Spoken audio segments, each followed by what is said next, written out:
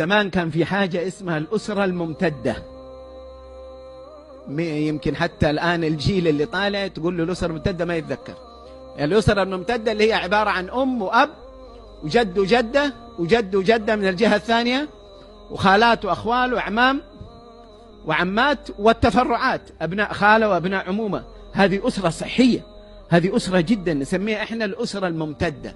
هذه الأسرة الممتدة كانت تحمي، كان إذا ضعف الأب يقوم العم دون أن يطلب أحدا منه ذلك. إذا الأم ضعفت الخالة تقوم، الخال الابن والابنة لديهم أكثر من أم وأكثر من أب، أعمام كلهم آباؤه وعماته وأخواله وخالاته بالإضافة إلى أجداده وجداته. فتجد دائرة الخطأ محمي الطفل ومحمي الطفل. مع الثورة الصناعية التي دهمت أوروبا ثم انتقلت إلينا، العائلة الممتدة هذه حملها ثقيل. عشان أنشئ مدينة صناعية وأبغى أعيش الناس كامباوند وأشياء ومجمعات سكنية وموظف وموظفة، لا بد أن أمزق الأسرة الممتدة.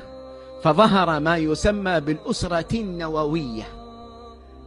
الأسرة النووية اللي هي السائدة الآن، اللي هي تلاحظون حضراتكم الآن هي السائدة الأسرة النووية، بسبب الخلافات وقطيعة الرحم التي الرسول صلى الله عليه وسلم والدين الإسلامي ما كان يؤكد على الرحم عبثا.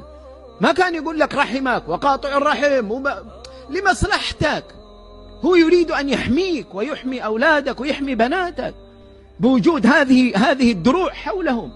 احرص على وجودهم. بدأت تظهر ما يسمى بالأسرة النووية.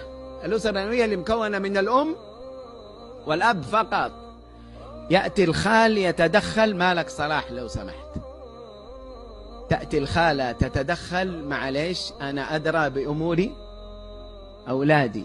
يجي العم، والله رأيناها، يأتي العم ينظر نظرة فقط في الولد في مجلس، الولد صدر منه أمر سيء فينظر له نظرة تربوية التي كنا نكتفي بها زمان.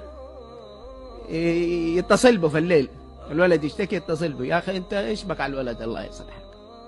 هي والله يا أخي إيش لو سمحت الله يرضى عليك، أنا ولدي مربيه تربية، ولو سمحت نفسية الولد ونفسية هذا. فبدأت الأسرة النووية. الأسرة النووية ما المخاطر فيها؟ إنه إذا سقط الأب لأي ظرف من الظروف، وفاة، عجز، مرض، لا أحد يحل مكانه. إذا سقطت الأم لا أحد يحل مكانه. من أجل هذا نجد حاليا أسرة قائمة على أب فقط، أو أسرة قائمة على أم فقط.